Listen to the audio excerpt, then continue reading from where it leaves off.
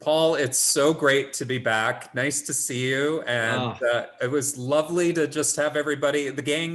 We got the band back for our coffee talks. the band back together for sure. It was so great, and I forgot how long it's been. But I mean, let's be honest.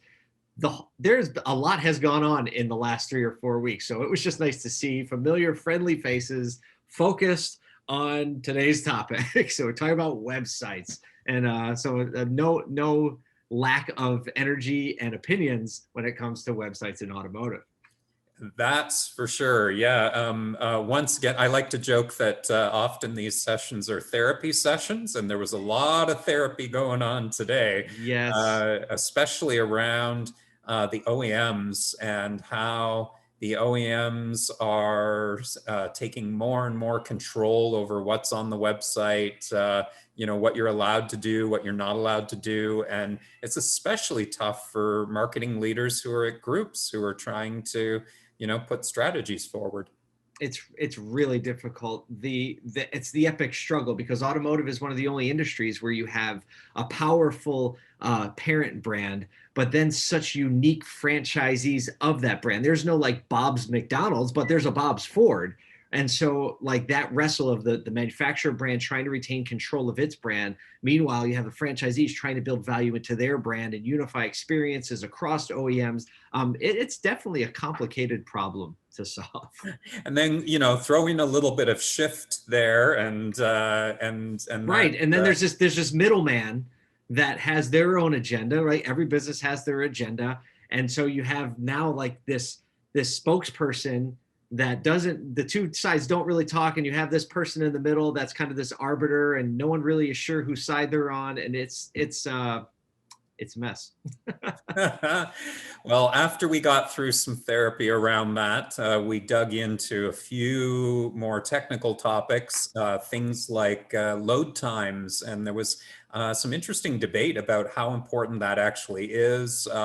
It sounds like it's very, very difficult to get load times that really, truly are speedy, even though the web companies are all saying it, because of all the pixels that the OEMs and All the ourselves tracking. are, yeah, all the tracking. It's making a big hit. So, It um, is, because I think like when an OEM website, when they launch a solution or say, hey, these have really fast load times, and somebody in our group said, well, I think if you go to any automotive site and benchmark it, none of them have a fast load time. But maybe they had a fast load time coming out of the garage before we started putting all these other parts on them. Like that was a fast car. Right now we just put a parachute on the back and we put a windbreak in the front and we put all these things on it. And now it's not fast anymore. And I think we've just accepted that in automotive. And the point of these conversations is to figure out how we can actually take some of that stuff off, or at least make this thing better, not just for automotive, but for retail. yeah, I love that one of our participants was talking about like removing elements and taking a look at the metrics and saying, does anybody click this? No, gone, right? Yep. And really stripping it down. That was a really great piece of advice shared. Actually, Um, on that note, let's just say if there happens to be a salesperson or someone watching this video, I want to break your heart right now. No one is ever going to use the print button. If you could send me one example of another website, any other industry that has a print button on it, then we can talk. Print button, get rid of it. Everyone knows how to print what's on their screen without a print button. Yeah, and then we started getting into, is it worth ducking co-op, group sites, lots of talk about group sites, and do we drive traffic to group sites, and what are the advantages, what are the disadvantages? How it's challenging to drive the traffic there, and there's co-op implications when you're looking at budgets.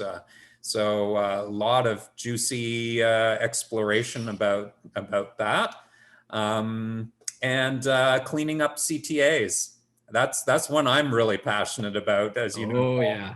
Yeah, yeah. So I think all of that, to like put a bow on it, these conversations are actually happening in this group. We don't record them for a reason, so that people can speak freely, so that we can actually share some best practices in a closed environment. And there's a thing about innovation.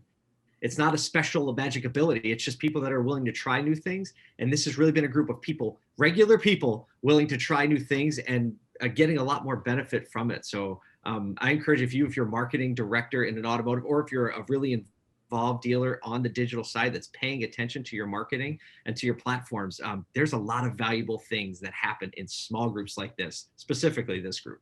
Sure. And yeah, the sharing, when we're able to share and spark ideas in each other, that's always a huge benefit. So fun to get back with the gang and chat about websites, and looking forward to next time as always.